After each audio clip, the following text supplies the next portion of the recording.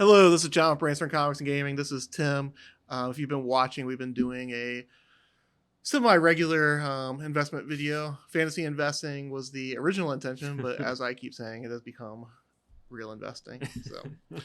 Um, so I want to start off talking about like our credentials and how we've been collecting and everything. For me, I've been reading for about 30 years. I started when I was either freshman or sophomore in high school. One of the guys in school at that point was a really big artist, and he would very good also, and he would talk about it, talk about comics, and then that kind of drew me in, and so I started buying comics at that point, and then saw the death of Superman, and it was all downhill from there. At one point, I was pretty much picking up everything off the wall, Marvel and DC. I was always picking up everything DC, but probably about 6 years into my comic collection, I started picking up everything. So I blame Darian for my lifelong addiction at this point. It's changed your life. It has. How about you, sir? So I started, I remember the very first, I think, comic I bought was in the 90s. It was that Green Goblin miniseries. Okay. And then, I did that, collected that and read that. And then I didn't really get into it too much. There were other things that I was more interested in at that time that I collected and focused on. And so it wasn't until about 2013, I'd say, I got back into it.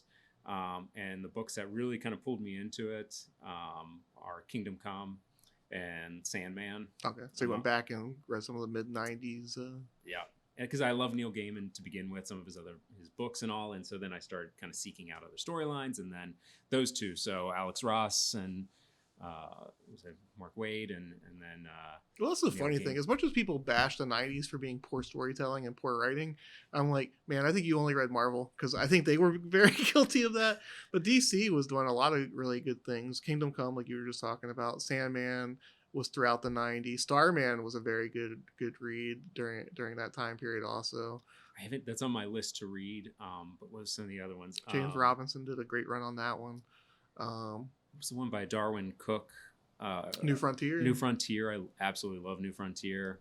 Was that the 90s? But that was early 2000s. Yeah, I think it was early 2000s. But like I said, the 90s just get bashed so much, and I was like, I don't know. There were a lot of good stuff. There was even good stuff from the Marvel. I'm just joking. I was more of a DC guy, but like the Hulk stuff during that time period. Although Marvel was trying a lot of different things as well. They threw all their characters over to Image there for a year, and just trying to do anything to rejuvenate the market.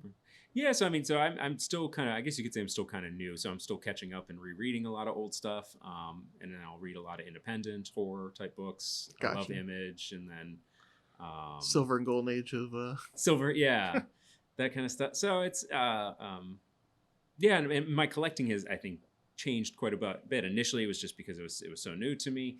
I just kind of went after everything. And then as the years have gone by, I've kind of condensed gotten more selective, higher grade, fewer books. If anything, I'm trying to clear out a lot of stuff because I don't want volume. Until people try and lure you to rabbit holes. That's right. That's right. All right. So let's move on to our tips for the week. My tip is to pay attention. And I don't mean just like to the news about what's coming up and stuff. But when you're looking at collections, pay attention. So I'll give two examples of what I mean by that. This past week, I went to go take a look at a collection, and on the boxes were written CPL and the guy's last name. So I assumed it meant corporal. So when he came down, and I was like, hey, were you in the military? So yeah, I was in the military. He goes, so was my dad. And so, I spent a lot of time on base and stuff. I go, did you buy any of the books while you were on base? And he said, most of them were bought off base, but yes, some of them were bought on base.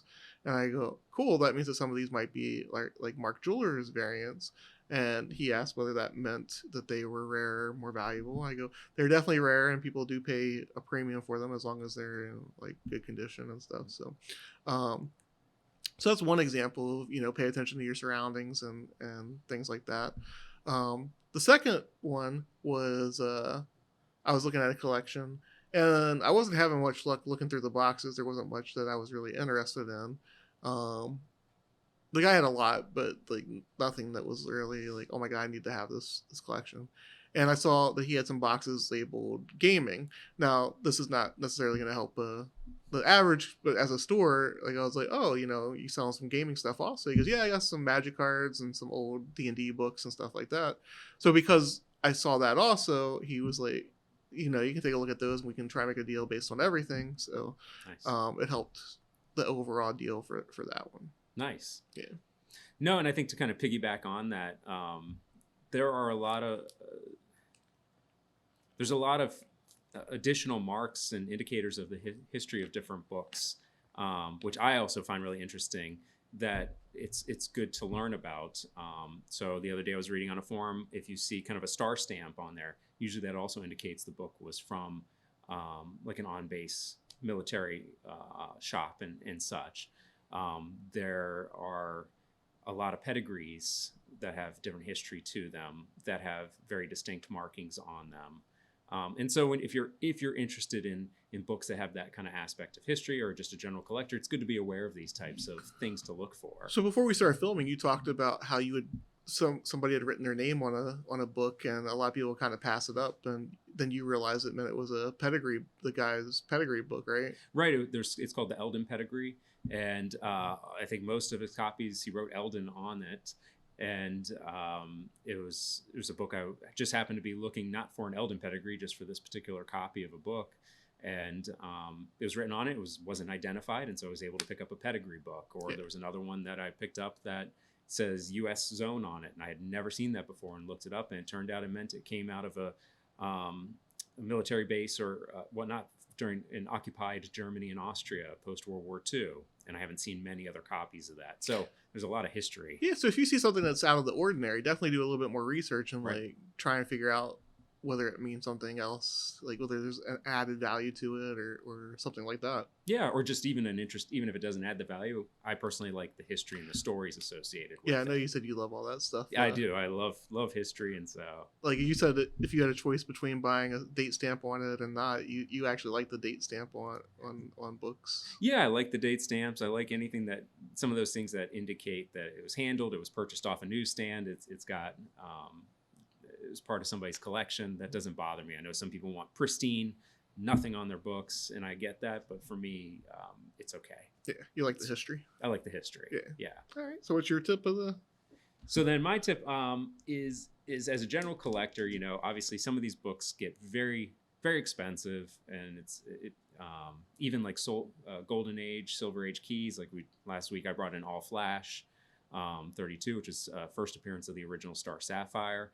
And I think for young collectors, new collectors, it's good to learn the history of the characters because yes, they have Golden Age first appearances, which can be a bit pricey, but sometimes second appearances, which also have great cover art and all, you may be able to pick up for a fraction of the price. So one example I brought, and this is for you, John, was my Golden Age second appearance of Solomon Grundy.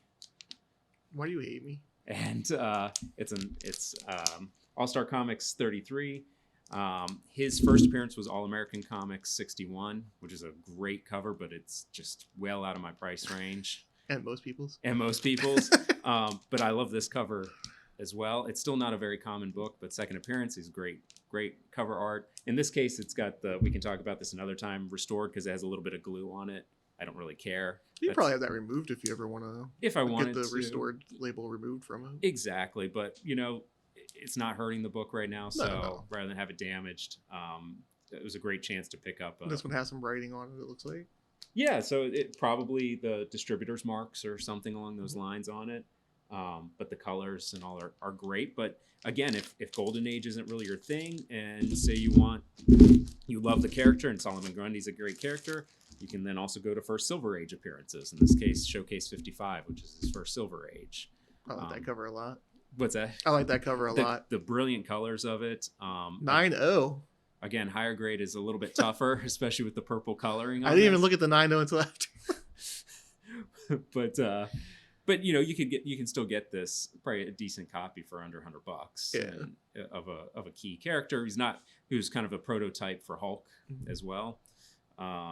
Again, not a huge character. I like him. I love the cover art, and so that's just you can expand beyond having to chase the first appearance of characters that everybody else may be chasing, especially if you enjoy the character, which I do, and I'm not interested in trying to just have that key so I can flip it. I just want nice copies of these books, and there's a lot of possibilities out there, I guess, is which is the whole point of our show, is just trying to reveal that kind of. That's the thing. I want to make it clear, like, you and I are doing this more for entertainment purposes. You and I are in a somewhat of a competition to see who can do the best in terms of investing. And what we're saying isn't necessarily for you to go out and invest in these books. It's more like, these are ones that we feel do have potential to go up, but we're more in a competition with one another with this. So right, although you're bringing some great books, whatever. Well, I think it's also like to show people like some of these apps that pick up all these keys and all, and minor keys and all, but they're like, again, go after what you enjoy, what you know about. Like, there are a lot of really important books. Just it's understanding also the history of the books themselves. There's a Prototype to Hulk. Like, there's some really interesting things that if you. But some of the stuff that those apps are talking about is so bogus. Like this week, Avengers 53 blew up, and it was because Black Panther was wearing a red costume, and I was like, that's just silly. Yeah. And people were spending $15-$20 on it, and I was like, that. I think that's money poorly spent, but I don't think there's a long-term end goal for that one. And I think that's the more you kind of read, the more you like go on these, really learn about the different series, learn about the different characters, and you'll see what is maybe significant in terms of characters that persist and things that persist through the history and the culture of the character. And that those are the things that I think are interesting to try and pick up versus the kind of flash in the pan. And that's what I think we're trying to bring forward is some of these key books and events or characters and things that have longevity, staying power to them culturally. Even if they don't go up in value, they're just neat books to have that I enjoy having. And so that's kind of the whole point, I think. Exactly. Yep. So, all right, so let's jump into our purchases for the week. I think you said you only have one. I just have one because with our budget, we each added. Oh, let's go over the rules. I guess we should do that again. So we started off with $500. We've added $200 every 2 weeks because that's when we film about. We're trying to target once every 2 weeks, and then we can use that $200 for whatever we want. Some people go over, whatever. Some people do that. So I think you have, what was it, $30-some? I had $39 left, and I have -30. So. And now we've added 200, so I have 170, and you have 239. And I can't give you a loan. Okay, to cover the difference. It is what it is. So I did use up all my budget this week. One of my favorite things is Justice League Dark and these characters and the magic part of the DC universe. So I try and target a lot of those kinds of characters. And again, going back to, I love Neil Gaiman. So my pick this week, pickup was Books of Magic #1, which is the first appearance of Timothy Hunter, who could either be the greatest mage of the DC universe, or some people also consider it the first appearance of Harry Potter. I'm just saying. There is a startling similarity, not on the cover though. But I love Neil Gaiman. It's just a 4-part series. 1990, it was post Sandman. And so Timothy Hunter, he could be this great mage or nothing, or he could forego magic altogether. And so he is taken around through the past, present, and future of magical world by the Trenchcoat Brigade. So in this case, it's Phantom Stranger, Constantine, Dr. Occult, and Mr. E. And so it's Neil Gaiman. It's a great series.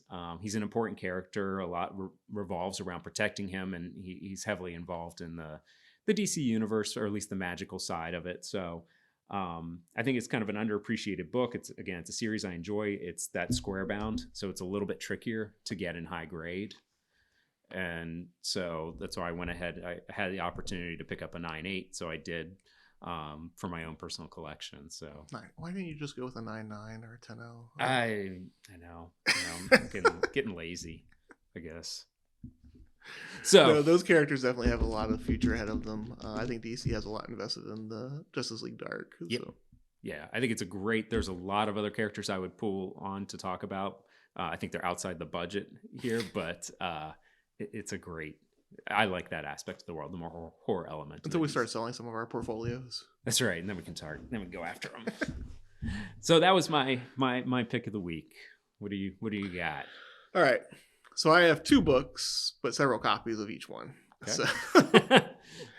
So first up, so in the last video or the one before that, I had purchased the Dark Horse Presents annual that had the first appearance of Buffy into it. Which I subsequently bought a copy of. So, and a big thing right now is also the first ongoing series that a character gets is seeing a lot of love on the market. So I went with Buffy #1. Mm-hmm. I got 1 copy of the photo cover. That cost, and I did that one in a bundle with a cover. And so those 2 together cost me $35. And then I got 4 copies of the A cover separately. And they cost me $13, $14, $10, and $15. So I think altogether that was what, $25, $60, $75, $87. So I thought for, what was it, 6 books, that was a pretty decent, a pretty good buy. Like I said, the market's seeing a lot of love for first ongoings at this point. The Nebula one is seeing a lot of increase because of her first ongoing. Even Iron Man #1, despite that being 8 years after his first appearance, 7 years after his first appearance, that one's seeing a lot of love. It's also got an iconic cover. To be fair, I think that helped, and it's one of those covers that's hard to get in high grade. Exactly. But it seems like the market is definitely starting to react to first ongoings, regardless of whether it's their first appearance or not. Yep. And the second one, you and I had talked about this a while ago, and I had purchased several copies of this one. I bought 5 copies of this one. One was a newsstand, and that is Batman 407, the first appearance of James Gordon Jr. And the reason you and I have an idea about it. You said that you would hope that they don't do that. I think that some writer in the future will probably give him an alias, like a whole different persona to play off of. You said you think he's even creepier just being Gordon's son, and very. I think he's kind of like he's a psychopath. Yeah, he's a brilliant psychopath, and there's something about that, especially when it's kind of back and forth between him and Barbara, which is also really interesting.